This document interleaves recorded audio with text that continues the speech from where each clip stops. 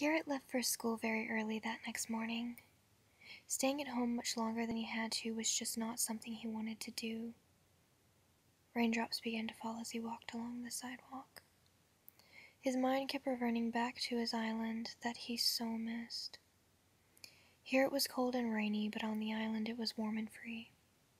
Free from the things around him. He pushed back the tears as his mind began to fill with regret. Many people in life suffer great regret. I will say this, Garrett suffered a greater regret than most people will ever experience. It's sad, and I truly hate that for Garrett. There's a saying, though, things always get worse before they get better.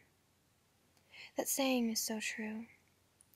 Just as Garrett turned the corner of the neighborhood, he smacked directly into a young female. All her books dropped to the ground with a loud smack. Following the books, she herself took a plunge to the ground. It was sort of like deja vu from his first meeting with Noelle. Garrett immediately began to apologize, and he helped the young girl up. I'm not sure I've seen someone apologize so many times in only a few seconds. But Garrett managed to apologize more than enough times. The girl giggled a little and told him she was all right. They both knelt down to pick up her books. And that's when Garrett realized who I was. Before he could say anything, a boy came running down the sidewalk. You all right? He yelled. Garrett knew who the running boy was. It was James. He was sharing his world with the two of us. Something I find very interesting about the island. It can forgive, and oddly it can understand.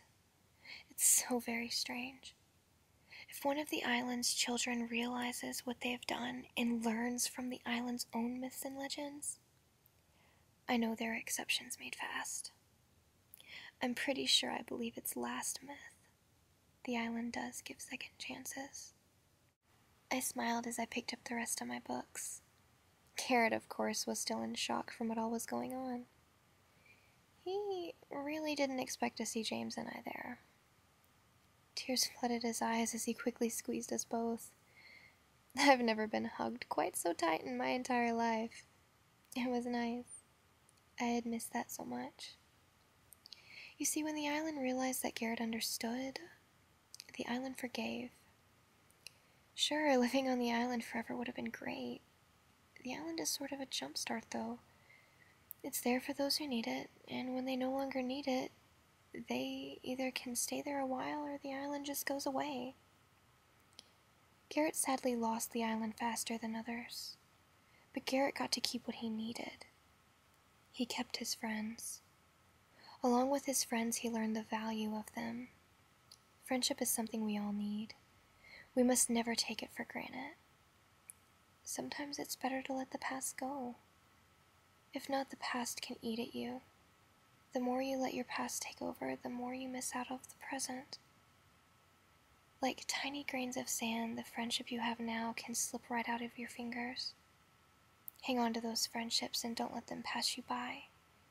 Because when you live your life in the past, you miss out. So forgive yourself and your mistakes, and let go to what is done to you. You'll always have tomorrow. The past is history, tomorrow's a mystery, and today's a gift. That's why they call it the present.